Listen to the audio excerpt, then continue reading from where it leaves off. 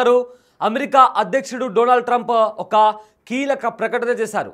అయితే నిన్న ఇరాన్ ఇంకా ఇజ్రాయెల్ మధ్య నెలకొన్న కాన్ఫ్లిక్ట్ కి సంబంధించి 2 రోజుల లోపల ఈ యుద్ధానికి సంబంధించి ఒక సమాధానం ఇస్తాము, కంప్లీట్ గా ఈ యుద్ధం ఆగిపోయేలాగా కూడా మా చర్యలు ఉంటాయంటూ కూడా డొనాల్డ్ ట్రంప్ కొన్ని సంచలనమైన కామెంట్స్ చేశారు.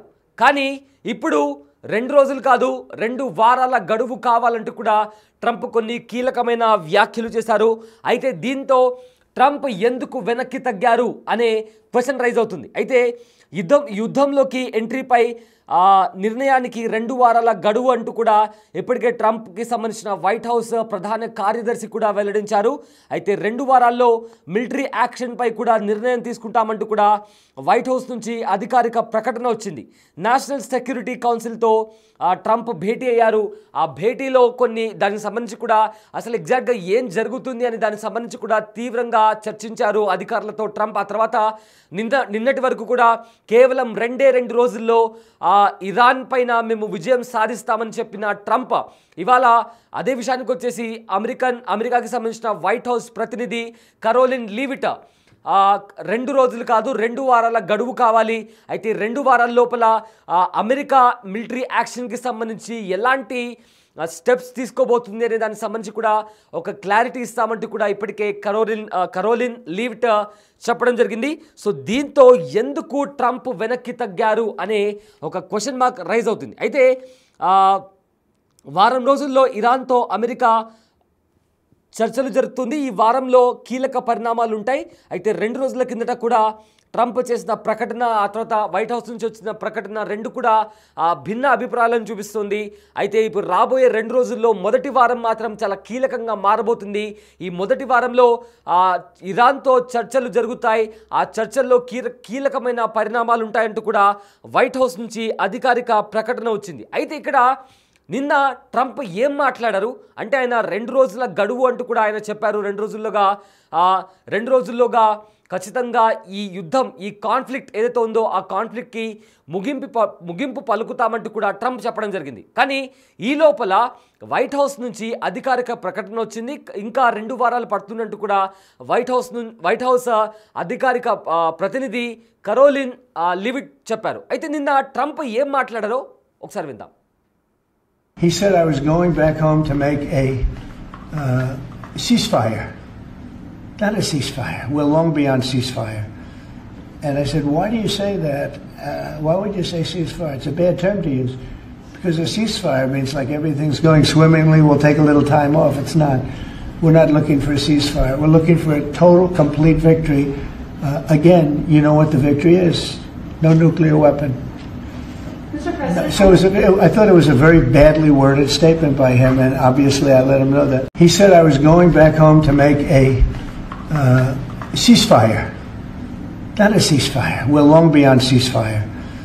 And I said, why do you say that? Why would you say ceasefire? It's a bad term to use. Because a ceasefire means like everything's going swimmingly, we'll take a little time off. It's not. We're not looking for a ceasefire. We're looking for a total, complete victory. Again, you know what the victory is. Yes, విన్నారు కదా, డెఫినెట్గా 2 రోజుల లోపల ఏదైతే జరుగుతుందో conflict దానికి సంబంధించి కూడా విజయం సాధిస్తాము. విజయం అంటే నో న్యూక్లియర్ వెపన్ అంటూ కూడా ట్రంప్ చెప్పారు. అయితే ఇవాళ ఇంకొక అప్డేట్ వస్తుంది. ఏకంగా వైట్ హౌస్ అధికారిక ప్రతినిధి కరోలిన్ లీవిట్ కూడా ఆవిడ మాట్లాడడం జరిగింది. అయితే 2 వారాల లోపల దీనికి సంబంధించి సమస్యలకు సంబంధించిన పరిష్కారం కూడా వెతుకుతామంటూ కూడా ఆవిడ మాట్లాడడం జరిగింది. అయితే కరోలిన్ లీవిట్ ఏం మాట్లాడారో ఒకసారి విందాం. Regarding the ongoing situation in Iran, I know there has been a lot of speculation amongst all of you in the media regarding the president's decision making and whether or not the United States will be directly involved. In light of that news, I have a message directly from the president.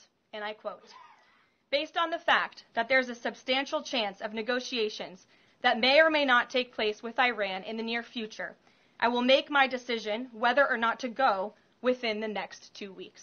That's a quote directly from the president for all of you today. Regarding the ongoing situation in Iran, I know there has been a lot of speculation amongst all of you in the media regarding the president's decision making and whether or not the United States will be directly involved.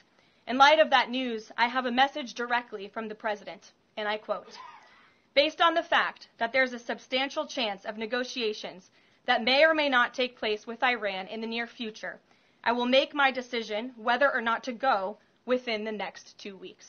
That's a quote directly from the President for all of you today. Regarding the ongoing... Yes, sir. So, మొత్తం మీద కూడా రెండు different opinions నిన్న రెండు రోజుల లోపల దీనికి సంబంధించి ఏదైతే కాన్ఫ్లిక్ట్ నడుస్తుందో ఆ కాన్ఫ్లిక్ట్కి సంబంధించి కూడా ఖచ్చితంగా ఒక పరిష్కారం ఉంటుంది. అండ్ ఆల్సో డెఫినెట్గా దీనిపైన మేమే విజయం సాధిస్తాం. విజయం అంటే nothing but no nuclear weapon అంటూ కూడా ట్రంప్ మాట్లాడారు. అయితే ఇవాళ వైట్ హౌస్ నుంచి కూడా మరొక సమాచారం వస్తుంది. వైట్ హౌస్ అధికారిక ప్రతినిధి ఆవిడ కరోలిన్ లీవిట్ కూడా మాట్లాడడం జరిగింది.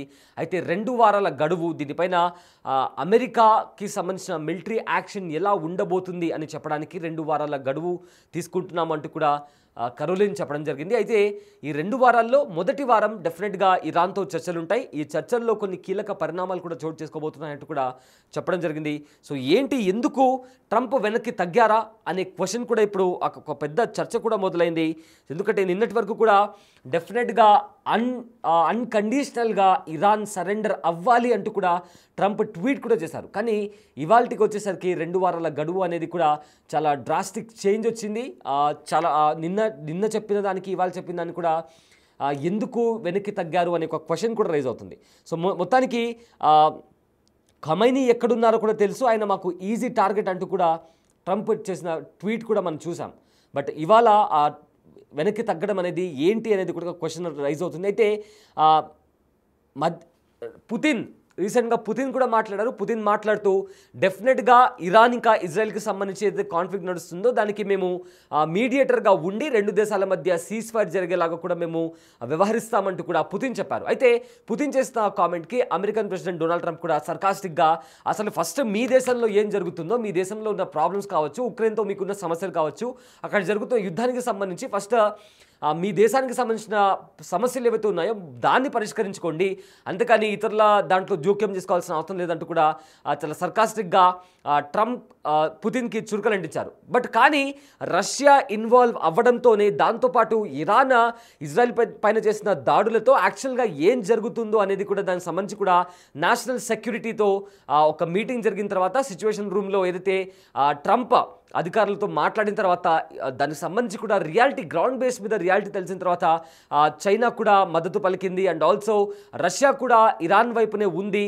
అండ్ రష్యా కూడా అమెరికాకి అగెన్స్ట్గా అండ్ ఆల్సో ఇజ్రాయెల్కి అగెన్స్ట్గా కూడా చేసిన కొన్ని స్టేట్మెంట్స్ కావచ్చు, వీటన్నిటినీ చూసి కూడా ట్రంప్ ఈ నిర్ణయం తీసుకున్నారా అనేది కూడా ఒక వాదన బయటకు వస్తుంది. సో ఎందుకంటే ఇప్పటికే చైనా నుంచి కూడా సీక్రెట్గా ఒక ఫ్లైట్, ఒక వార్ ఎయిర్ క్రాఫ్ట్ కూడా ఇరాన్కి చేరుకుంది. అక్కడ సోల్జర్స్ని అదేవిధంగా భారీగా ఆయుధాలను కూడా చైనా పంపించింది అని ఒక టాక్ బయటకు వస్తుంది. ఇదే నేపథ్యంలో రష్యా కూడా ఇన్వాల్వ్ అవ్వడం, ఇద్దరి మధ్య సీజ్ ఫైర్ నెలకొల్పేలా కూడా మేము మీడియేటర్ లాగా బిహేవ్ చేసి 2 దేశాల మధ్య శాంతిని నెలకొల్పేలా కూడా మేము మాట్లాడడానికి రెడీగా ఉన్నామని చెప్పి రష్యా చెప్పిన తర్వాత సో దీంతో పరిస్థితి కాస్త అమెరికా చేతి నుంచి చేజారిపోతుందా, ఎందుకంటే ఇతర దేశాలు ఇన్వాల్వ్ అయిన తర్వాత అమెరికా ఉనికి అనేది కోల్పోతుందా అనే ఒక డౌట్ రైజ్ అయింది. అందుకారణంగానే ట్రంప్ కూడా వెనక్కి తగ్గారు. అందుకే ఇరాన్తో చర్చలకు కూడా ముందుకు వెళ్తామంటూ కూడా చెప్పడం అనేది దీంతో కంప్లీట్గా కూడా రకరకాల టాక్స్ కూడా బయటకు వస్తున్నాయి.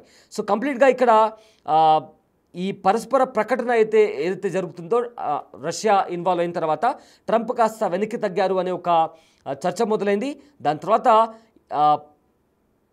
ఇరాన్ న్యూక్లియర్ వెపన్స్ అనేవి కంప్లీట్గా ప్రొడ్యూస్ చేయకుండా ట్రంప్ ప్లాన్ చేస్తున్నారు.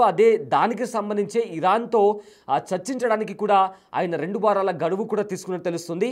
దాని తర్వాత ఇరాన్ వారం రోజుల లోపల ఏదైతే ఈ న్యూక్లియర్ వెపన్స్ విదిన్ వీక్ కూడా ఇరాన్ తయారు చేయగలిగే అంత శక్తి సామర్థ్యాలు ఇరాన్ దగ్గర ఉన్నాయని తెలిసి కూడా ఇప్పటికీ కూడా అమెరికా 2 వారాల గడువు కోరిందంటే డెఫినెట్గా ఏదో పెద్దగా ప్లాన్ చేస్తుంది. దాని తర్వాత కూడా కాస్త వెనక్కి తగ్గినట్టు కూడా తెలుస్తుంది. ఇంకా ఇదే నేపథ్యంలో యురేనియం నిషేధంపై కూడా ఇరాన్తో అమెరికా చర్చలు జరిపే అవకాశం కూడా ఉంది. కానీ అందుకు ఇరాన్ సిద్ధంగా లేనట్టు తెలుస్తుంది. ఇక ఇరాన్కు మద్దతుగా రష్యా నిలిచింది. ఇక అమెరికా చర్యలను తీవ్రంగా ఖండిస్తోంది రష్యా. ఇదే నేపథ్యంలో ట్రంప్ వెనక్కి తగ్గినట్టు కూడా చాలా పెద్ద మొత్తంలో టాక్ కూడా నడుస్తుంది. అయితే ఈ టాక్స్ ఆధారంగానే ఇరాన్పై చర్యలు ఉంటాయని కూడా వైట్ హౌస్ ప్రతినిధి కరోలిన్ లేవిట్ కూడా ప్రకటించారు. సో మొత్తం మీద ఇరాన్ ఇంకా ఇజ్రాయెల్ మధ్య జరుగుతున్న కాన్ఫ్లిక్ట్ ఏదైతే ఉందో రోజు రోజుకి ఎన్నో మలుపులు తీసుకుంటుంది. మొదట ఇజ్రాయెల్ ఇరాన్ పైన దాడులు చేసింది, చాలా భీకర దాడులు చేసింది. దాని తర్వాత ఇజ్రాయెల్ కాస్త నెమ్మదించింది. దాని తర్వాత ఇరాన్ ఊపందుకొని ఇజ్రాయెల్ పైన భీకర దాడులు చేసింది. టెల్ అవీవ్ కావచ్చు, ఇతర ప్రాంతాల్లో కూడా దాడులు చేసింది. ఆ తర్వాత అమెరికా కూడా ఇరాన్ను అన్కండిషనల్గా లొంగిపోవాలని చెప్పింది. అయినా కూడా ఇరాన్ వినలేదు. ఖచ్చితంగా అలాంటి విషయానికి వస్తే మేము అమెరికా పైన కూడా దాడి చేయడానికి సిద్ధంగా ఉన్నామంటూ కూడా ఇరాన్ స్పందించింది. దీంతో రష్యా కూడా ఇన్వాల్వ్ అవ్వడం, మీడియేటర్గా బిహేవ్ చేసి ఖచ్చితంగా మీడియేటర్ లాగా ఉండి రెండు దేశాల మధ్య సీజ్ఫైర్ అయ్యేలాగా చూస్తామని చెప్పి రష్యా చెప్పడంతో పాటు అమెరికా చర్యలను కూడా రష్యా తీవ్రంగా తప్పుపట్టింది. దీంతో అమెరికా కాస్త వెనక్కి తగ్గి 2 వారాల గడువు తీసుకొని ఇరాన్తో చర్చించిన తర్వాత ఆ న్యూక్లియర్ డీల్కి సంబంధించి ఖచ్చితంగా తాము పై చేయి సాధిస్తామంటూ కూడా అమెరికా ప్రకటించింది.